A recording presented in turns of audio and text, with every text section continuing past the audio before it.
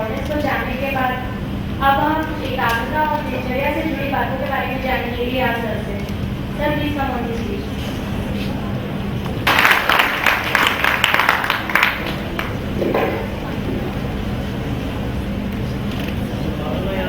और थोड़े चल रहे हैं, आप भी नहीं उठ पाए। चलो थोड़ी सी बात करते हैं।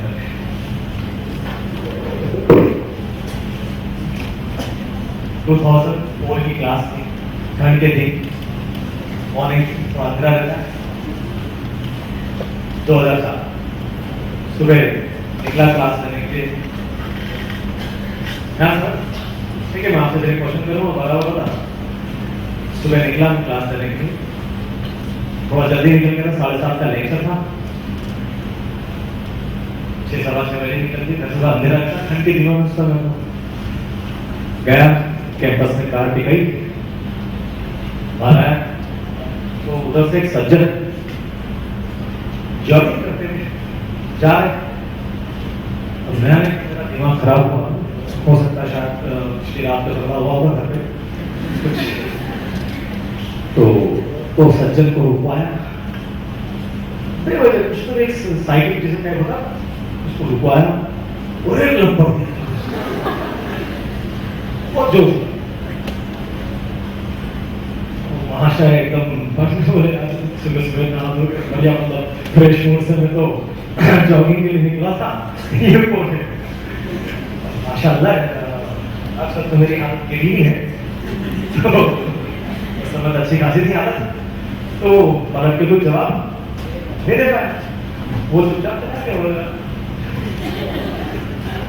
मैं चुपचाप मैं भी अंदर गया, ऊपर क्लास में चढ़ा, अपना लेक्चर लिया, शांति से पूरा दिन निकल गया, घर आ गया। फिर कुछ दिनों तक ऐसी क्लास चलती रही, कोई टेंशन नहीं, कुछ भी नहीं।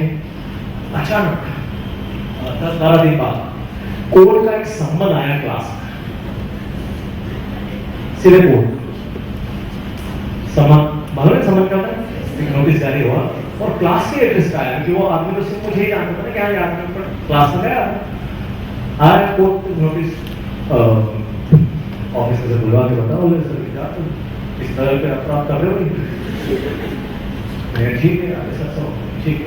उसकी जो डेट थी उस दिन मैं कोर्ट में गया सुनवाई के लिए, वहाँ वो पार्टी आई हुई थी जिसको मैंने मारा, वो बड़े दूर से वो ऐसे बेकार सी निगाहों से देखा, बड़े खतरनाक इंसान, मैं टेररिस्ट थोड़ी हूँ।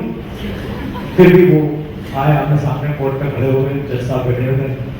उसने बोला जज साहब, ये जो सामने खड़ा है ना, मासूम सा चेहरा,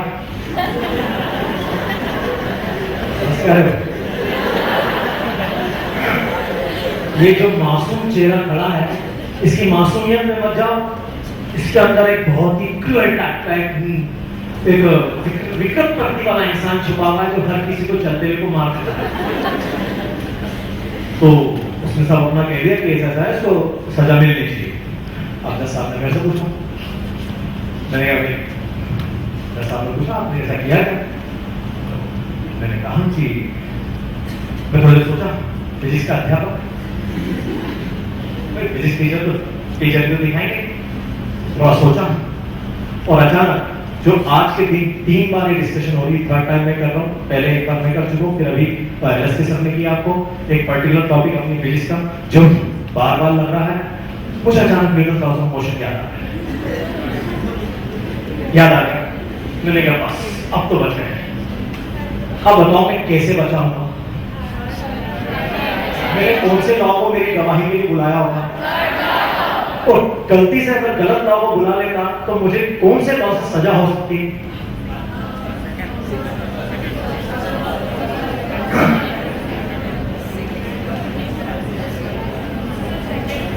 इसे कहते हैं समझना। अगर लॉ समझ में आए होंगे तो डेफिनेटली आप प्रिसाइज के लिए कहते हैं कि अगर आप सेकंड लॉ ले आते हैं अगर गवाही के लिए, तो 100% आपको सजा हो जाती है। मैं थर्ड लॉ को लेकर आया, मैंने कहा सर मेरा गवाह थर्ड लॉ, बोले बुलाया, मैंने कहा सर, उसने बताया कि जब मेरे हाथ ने इनके गाल पे थप्पड़ मारा था, तो इनके गाल ने भी मेरा हाथ पे कप्पड़ मारा था। मेरे हाथ का थप्पड़ होता है, गाल का धब्बा होता है ना, तो बच गया मैं इससे। पर अगर गलती से भी मैं न्यूटन सेकंड लॉ को बुला लेता तो वो बताता मेरे फोर्स का इंपैक्ट, बताता वो बताता उसका rate of change of momentum, वो बताता संवेग में परिवर्तन की दर, और वो संवेग में परिवर्तन की दर उसके चेहरे पर सामने लेके बड़े संवेदनशील रूप से बाहर आ रही थी, बार बहुत जोर से बाहर आता। तो वो अगर rate of change of momentum अगर मैं बता देता ना, तो डेफिनेटली आज मैं यहाँ नहीं खड़ा होता, कहीं कभी चक्की पीसता होता। आई होप कि आप मेरे ख्याल से आप लोग आ गए होंगे ट्रैक पर समझ पा रहे हो उसको मीनिंग समझना क्या होता है। फर्स्ट और सेकंड बार बहुत बार पढ़ लिया मैंने, तो मीनिंग एनालाइज करने की आदत है। खैर अभी मेरा यहाँ पे टॉपिक है, इस टॉपिक को लेने के लिए मैंने आपका बोर्ड बनाया है, ठीक है। अब आप लोग ध्यान सुनेंगे, है ना। नींद बनाए यहाँ 2-4 जगह तो नींद दिख रही थी मेरे को। सो नाम देखें पहले आप, हेडिंग देखें उसका, हेडिंग देखें आप, उसकी धार देखें, मेटाबॉलिज्म, चला रेगुलर मेटाबॉलिज्म, इसको अपन सिंपली कहते हैं दिनचर्या, ठीक। आपका रेगुलर दिनचर्या क्या होना, ये सारी बातें तभी सक्सेसफुल हो पाएंगी जब हम पर डे हमारा per day schedule, per day एक भी दिन हमारा लॉस होना चाहिए, पर डे का शेड्यूल हमारा कैसा हो। डेफिनेटली आप सभी को पता है, पर आपने कभी भी उनको नोटिस नहीं किया है कि मैं पर डे इसी वे में जाऊंगा, इसके अलावा और कोई तरीका नहीं होगा। तो सिंपली मैं उसको फटाफट यहाँ पे डिस्क्राइब कर रहा हूँ, आप लोग उसको समझें, सुने और उसको अपनाएं, ठीक। देखिए पहला पॉइंट क्या है, यहाँ बहुत से बच्चे हैं IOI और ATI, 100% बहुत से बच्चों को स्कूल से निजात नहीं मिल पाती। They used to go regularly in the school. अगर वो रेगुलरली स्कूल जा रहे हैं और फिर हमारे क्लास भी आके अटेंड करते हैं, तो उनके लिए हमारी सजेशन ये होगी कि ऑन एन एवरेज डेली 3 से 4 घंटे तो पढ़ाई करना है। कुछ भी होता है 3 से 4 घंटे से कम पढ़ाई तो होना ही नहीं। मैक्सिमम बच्चे यहाँ पर प्रॉपर या फिर कुछ डमी स्कूल में जा रहे हैं। डमी स्कूल वाले कितने हैं? बड़े खुशनसीब हैं, टाइम बहुत है आपके पास। डमी स्कूल में जा रहे हैं, आपके पास टाइम बहुत है, आपका डिसीजन बहुत अच्छा लिया है आपने डमी स्कूल का। इट्स अ रिस्क, और रिस्क बिना कोई सफलता मिलती ही नहीं। तो सफलता लेने के लिए आपने डमी स्कूल ज्वाइन किया है, तो आपको 8 से 10 घंटे कोचिंग आवर्स के अलावा पढ़ाई करना होगी। अपना शेड्यूल 8 से 10 घंटे कोचिंग के 6 घंटे हटाने के बाद, अगर हम मिनिमम 8 भी देते हैं तो 8 और 14 घंटे तो इसमें चले जाते हैं हमारे कोचिंग और घर की स्टडी में। 6 घंटे हमारे नींद के हो जाते हैं, जो अगर 20 घंटे हो गए, अभी भी 4 घंटे बाकी। देखते हैं आगे। क्लासरूम के daily assignment day to day basis पर तैयार करना है, आदत डालेंगे। बहुत से बच्चे होते हैं जो बोलते हैं नहीं आज तो मेरा मन हो रहा है सिर्फ फिजिक्स पढ़ूंगा, फिजिक्स ही पढ़ता रहूंगा, बल्कि क्लास में उसने उस दिन कुछ केमिस्ट्री भी पढ़ा था, कुछ बायोलॉजी भी पढ़ा था। ये आदत बहुत खतरनाक है, इसे नहीं करना। सबसे पहला काम घर जाते से ही जितने लेक्चर हमने अटेंड किए उनका डे टू डे बेसिस पर तैयारी कर लेना। क्या एक दिन में कोई भी फैकल्टी 2 या 3 से ज्यादा कांसेप्ट पढ़ाता है क्या?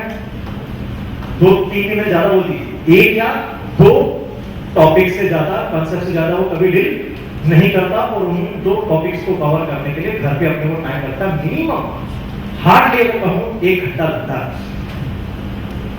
यानी एक सब्जेक्ट पे 1 घंटा, 3 सब्जेक्ट पर 3 घंटे में हमारा regular day to day programme फिक्स हो जाता है। पहले वो खत्म करो, उसके बाद फिर जो करना है, उसके बाद फिर आपको 100 प्रॉब्लम लगाना थे केमिस्ट्री के, लगाओ, बिल्कुल लगाओ, पर पहले जो उसी का काम है वो कंप्लीट होना चाहिए। इस बात को ध्यान दें, पीटी का स्टूडेंट पर्टिकुलरली पीटी का पहले डेली वर्क हो जाए, उसी के बाद हमें दूसरा काम सुना है और कुछ भी नहीं। आगे इसके अलावा एक दिन में 2 सब्जेक्ट और उसके एक चैप्टर पर ही कॉन्सेंट्रेट करना है।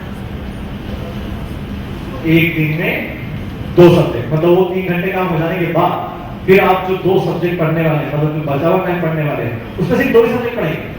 कभी भी तीनों सब्जेक्ट पैरेलल चलाने की कोशिश न करें, तीनों नहीं आपके लिए तो चारों बोलना पड़ेगा। 4 सब्जेक्ट पैरेलल कभी नहीं चलाना। बॉटनी जूलॉजी पढ़ रहे हैं, बॉटनी जूलॉजी पढ़ें, फिजिक्स केमिस्ट्री पढ़ रहे हैं, उसे फिजिक्स केमिस्ट्री। और मैं तो मानता हूं कि आप ऐसा अल्टरनेट ही शो करें, अल्टरनेट चलाएं, physics chemistry botany zoology, physics chemistry botany zoology, बराबर चलता रहता है। यानी वो बचा हुआ जो टाइम 8 घंटे में से 3 घंटे तो डे टू डे वर्क में चले गए, बाकी बचे हुए 5 घंटे इस तरह से यूज जाएंगे। और ऐसे प्लानिंग में लेके चलते हैं, डेफिनेटली प्लान होती है और उसकी इफिशिएंसी ज्यादा होती है, उसकी दक्षता बहुत अधिक बनती है। Next Sundays and holidays. Sunday और हॉलीडे जो बीच में हमें मिलते हैं हर बार, फेस्टिवल के हॉलीडेज, ये सब दिन होते हैं हमारे पाप के। अरे आप पाप करते हैं, वीकली जितने भी नोट्स जो तैयारी होती है उसमें किसी ना किसी नाम मक्कारी कर जाते हैं, होता है कुछ टाइडीनेस के कारण हम नहीं कर पाते उस दिन का काम डे टू डे बेसिस पर, कुछ ना कुछ टॉपिक हमारे हाथ से छूट जाता है। वही होते हैं संडे और हॉलीडे को पाप धोने का टाइम। उस दिन सारा लेकिन सिलेबस हम उन हॉलीडेज में, उन संडेज में कवर अप करेंगे और उनको कवर अप करने के लिए हमें लॉन्ग सिटिंग आवर्स देने पड़ेंगे और वो लॉन्ग सिटिंग आवर्स आपको हेल्पफुल होंगे क्योंकि एग्जामिनेशन के समय भी तो आपको एक ही सिटिंग में पूरा पेपर सॉल्व करना है। अगर घर पे थक जाओगे ऐसे तो एग्जामिनेशन में क्या करोगे?